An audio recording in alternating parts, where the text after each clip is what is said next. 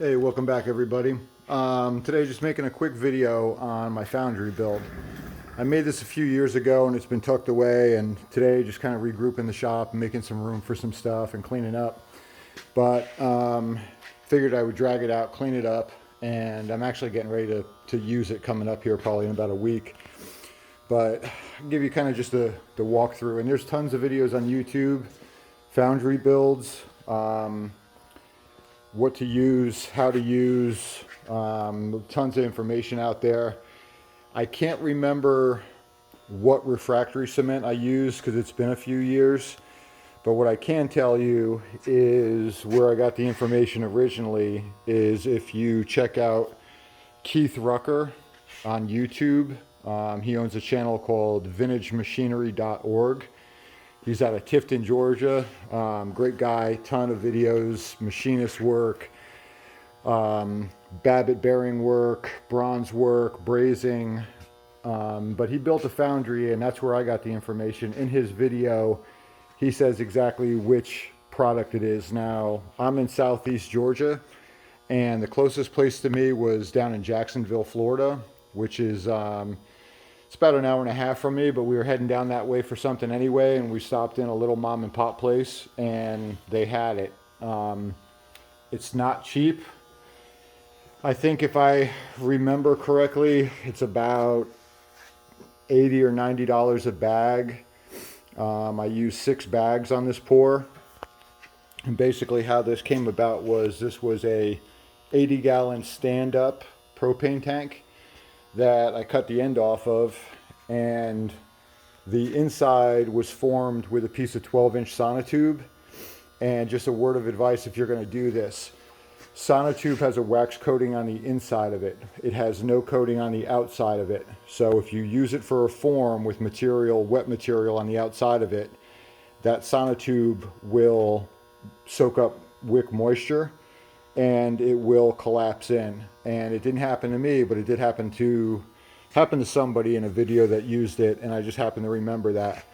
So what I did when I poured mine was I put the sonotube in it, and then I filled the inside of it with play sand to keep the rigidity, and it came out pretty well. So I don't know if you can tell, but really this much area is refractory cement. It's about 3 inches thick.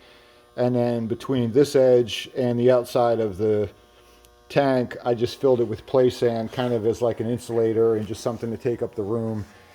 And it's got about probably an inch of mud on top of it, just to kind of cap off the sand so it doesn't bleed out or, get anywhere, just to kind of clean it up. Like I said, I built this probably 3 or 4 years ago, fired up a bunch of stuff with it, got some aluminum ingots that I poured. I just made a tray out of some 2-inch angle iron, welded up some sticks, and I just used that to make my ingots. To give you an idea, let's see here, that one ingot right there is about 16 inches, and as you can tell, it's the shape of angle iron, 2 by 2. That one ingot right there weighs 3 pounds. And that one ingot takes 275 soda cans to make. Hard to believe. I never would have thought there were that many cans in one slug of 3 pounds, but it is. So I've got a bunch of them made, and I've actually got a project coming up. I'm going to do a mold with some green sand, and going to pour some 1-ounce weights that are going to be used to basically hang on a boat cover to keep a boat cover secured. And but it's got some uses. I built the stand for it, and as you can tell, it's long. The game plan is to put a forge on the end of it, some kind of stand-up small, like a devil's forge or something for doing some knife work and some miscellaneous other stuff, just preheating, bending. So that's going to be coming up. That'll be a build kind of down the road, but that'll be going on also. And then we just use a 100-pound regular propane bottle from Lowe's, something you'd use on a camper or miscellaneous whatever. It's 100-pound. I think it was 130 bucks at the time. It's still right now about half full, and when I had it filled, I think it cost me about 90 bucks to fill. So But this is it. And then that right there is the lid, and that was just made out of some scrap metal, and that's about 4 inches thick with also refractory with a 4-inch hole in the middle. Some bent up rebar for handles. You just lift it on, lift it off. A couple of miscellaneous little tools I've made out of scrap and rebar just for scraping the dross off. If you're unfamiliar with these burners, it's a 1-inch piece of black pipe with a bell reducer from 2-inch to 1-inch. It's got a 1/8 inch piece of brass running through it, capped on one end. Gas comes in this end, and then in the center of that is drilled and tapped with a .03 or .30 MIG welding tip, and it works really well as like an orifice for the gas. And once again, there's tons of videos on YouTube with burners. A lot of guys make them for forages and propane assist on wood burners and all kind of stuff. So plenty of information out there. I'm not going to get too deep into it. Built a couple of tools originally, which is basically just a hang hook for the crucible out of some scrap. Try to get you in focus. Just some 1-inch box and miscellaneous stuff bent up with some hooks on it. I had a crucible made out of piece of like 6-inch pipe that was 1/8 inch wall with a piece of plate welded on the bottom, and that there is just a hang hook. That's so you can grab the back end of the crucible to tilt it to pour it.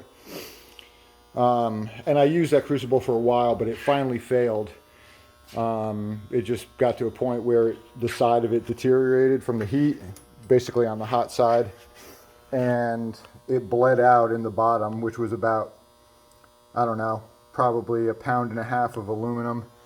In fact, that's what it looks like after I scraped it out. And there's still a couple little pieces in there I've got to chip out and clean up, but you can see how the burner comes in on the side. It works. Really, if I had it to do again, I would probably come straight in on the crucible or not as far to one side. I based this off of Keith Rucker's, and the concept is that the heat will swirl around the crucible, heating it more evenly. And maybe it was just a crucible that I was using, maybe a graphite, it would work better set up like this. I won't know till I get another one, because I'm going to buy one this time instead of making one. So I don't know, maybe it'll work better. This is how his was set up. It makes sense to me that the heat would swirl around it and heat it evenly. It just seemed like it was taking a long time. So I don't know. We're gonna give it a shot. So these tools really aren't going to apply anymore. These are from the old ones, but more than fine. They'll go in the scrap bin. So like I said, just want to make a quick video on this one.